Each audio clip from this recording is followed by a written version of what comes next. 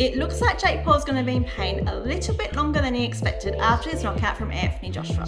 I'm Monica, a sports physio, and I'm going to break down the moment that he sustained his jaw fracture in 2 spots and what recovery may look like for him after surgery. If we look at the moment that he got his jaw fractured from the knockout, AJ makes flush, clean contact with the left side of his face, and you can then see the jaw is deviated to the right side, as Jake has also shared on his socials. With an impact like this, you want to make sure your airway is okay and that you can actually breathe well, as well as monitoring for other injuries like your neck with the quick and rapid neck rotation, making sure there's no spinal fractures, and being mindful if there's any like joint jarring, ligament injuries, or any sort of muscle guarding or muscle strain that's present. But most importantly, also monitoring for concussion. So even if there's no concussion symptoms right away, you can actually develop post-concussion symptoms later on. So this will be continually monitored in Jake's situation as well. And concussion isn't just from a head knock, it's when there is a quick movement of the brain. So even like a whiplash moment, you don't have to have contact with it, although this was clearly a contact injury. The other thing to consider with a jaw fracture is loose teeth, which was the case in Jake's situation.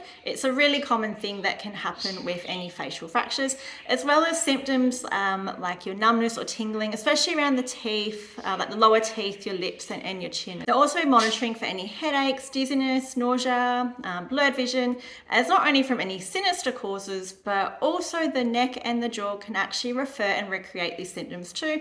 And you can also get a recreation of what we call vestibular symptoms. So this may also include like your spatial awareness is thrown off and you might feel imbalanced and potentially some vertigo. So Jake has had surgery where he had some teeth removed, and he also had 2 titanium plates on each side with some screws in there just to stabilize and realign the jaw. So this is likely to be like an open reduction and internal fixation surgery. He has been advised to not have any solid foods, so he'll be on liquid foods for a week.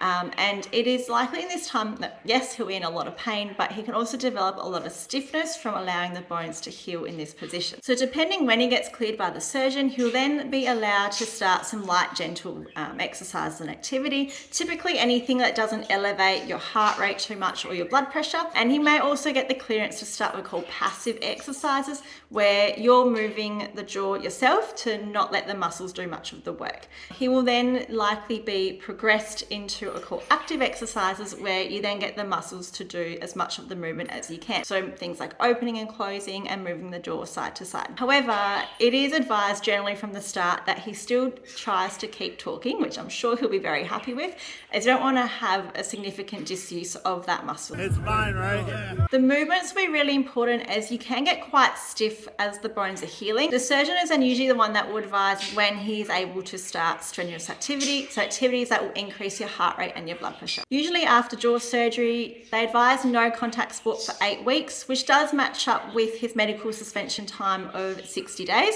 This is so that the bones can heal in the best position they can and to prevent refracturing the area. I wish Jake a speedy recovery, and I look forward to seeing him fight Canelo, but maybe much later than what is scheduled.